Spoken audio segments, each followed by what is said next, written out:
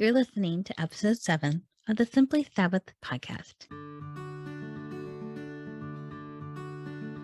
Rest doesn't have to be a 4-letter word.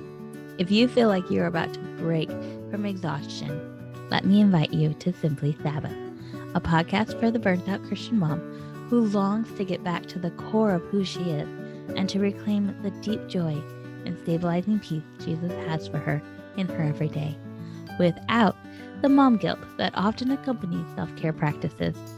Hi, my name is Rachel Fehrenbach, and I help busy moms just like you add a simple, rest-filled family Sabbath to their week so they can experience a refueling that gives them exactly what they need to live the life that God has called them to.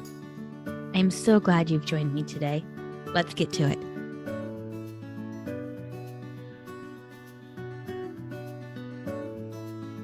This year, Christmas Eve and Christmas Day take up space on the calendar during the traditionally observed Sabbath, Friday at sundown to Saturday at sundown.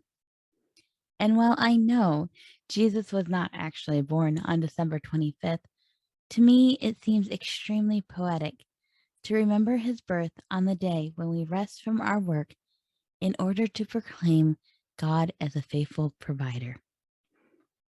I am going to propose something to you as you move through the last Advent week of Christmas. You cannot have Sabbath without Jesus, and you cannot have Jesus without the Sabbath. We often don't think of the Sabbath when we think of Jesus. In fact, many even point to Jesus as the reason why we can ignore the Sabbath. But Jesus and the Sabbath are much more involved and entangled than you and I most likely have ever been taught in church. There is, of course, the fact that Jesus began his mission of redemption by reading from the scroll of Isaiah on the Sabbath.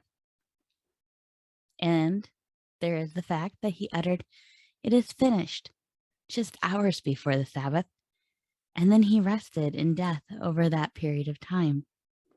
But even more striking, I believe, is the correlation between the two that John makes in the first chapter of his gospel.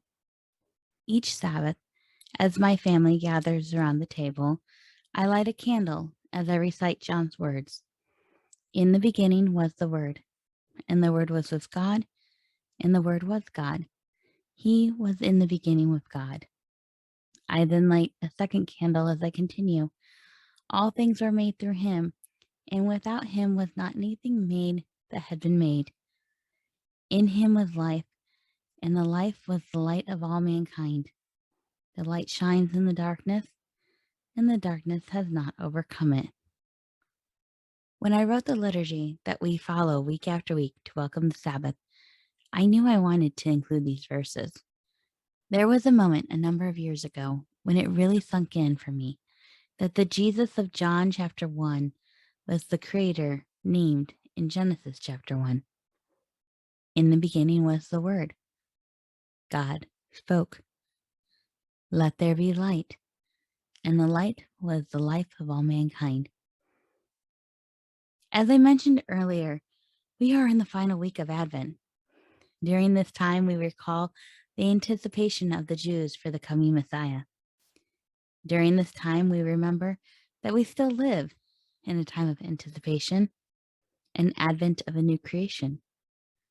We have been redeemed, but one day all will be restored, renewed, and made right. A return to the garden kingdom, heaven on earth.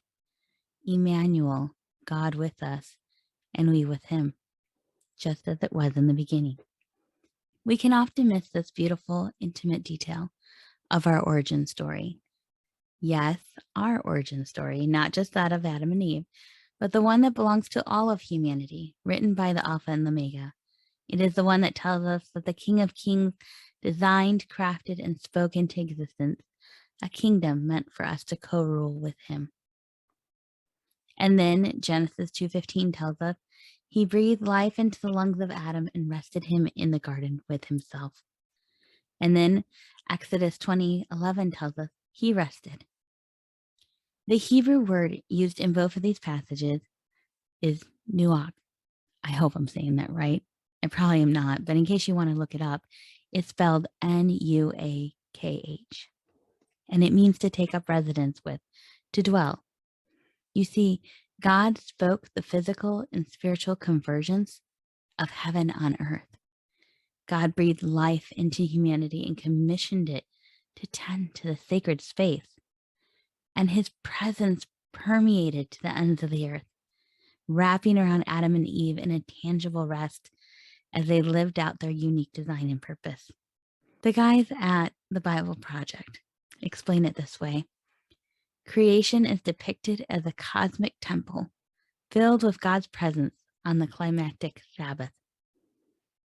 But sin fractured heaven on earth into heaven and earth. The convergence removed with the removal of humanity from the garden. Where once humanity had freedom to experience the right rhythms of creation, now experience an enslavement to sin. And the work that was given to us as part of our image bearer identity, what was once was meant to be experienced in a life-rich communion with God, it now drains us and it drags us away from him. But a command was given. Stop and remember. Once you dwelt with me. Teach your sons and daughters. Teach those who work for you. Teach the stranger in your land. I am your creator. I am your provider. I am your rest. And one day I will establish heaven on earth once again. And his name shall be called Wonderful Counselor, Mighty God, Everlasting Father, Prince of Peace. Emmanuel, God with us, as it was in the beginning. The Word became flesh and dwelt among us, and we beheld his glory. Heaven taking up residence on earth, the light shining in the darkness. And behold, a virgin will conceive and bear a son, Jesus. He called himself the Lord of the Sabbath, the convergence of heaven on earth, God taking up residence with his creation once more, this time to release creation from enslavement, to free us, to forgive our debt and invite us back into the garden. And a multitude of angels sang, glory in the highest, and on earth peace and goodwill to mankind. You cannot have Sabbath without Jesus, and you cannot have Jesus without the Sabbath. He is the Sabbath, the very embodiment of God dwelling with his creation, the full provision, the Lamb, the rest out of which we work. As you move through this week in anticipation of Christmas, let me remind you that while Christ's atoning work on the cross is finished, his work to make all things new is not. It is ongoing. The Holy Spirit takes up residence within each of us, many temples shining a light in the darkness. We bear witness when we Sabbath. Witness to the finished work of the cross. Witness to the restorative work of the resurrection. A renewed garden kingdom is coming. Heaven on earth. Sabbath as it should be, as it was in the beginning. God with us, dwelling with his creation. Emmanuel. May we not forget this beautiful truth as we observe both Sabbath and Christmas this weekend. I'll see you next week. Hey, I just want to say thank you for joining me for today's conversation. I know many things demand your attention, and I don't take lightly the privilege it is to share your time. I want to make things as easy and simple for you, so I've linked to all the resources mentioned in the episode in the show notes. And you can always find the links and more helpful information on my website, www.rachelfehrenbach.com. As we say our goodbye, let me remind you that what we're talking about in this podcast is not just another thing to add to your to-do list. This is not another expectation for you to live up to. It is a gift outstretched from the hand of your Creator, an invitation to press pause on walking alongside Jesus in all the things he's called you to do, and instead sit down across from him and just be with him.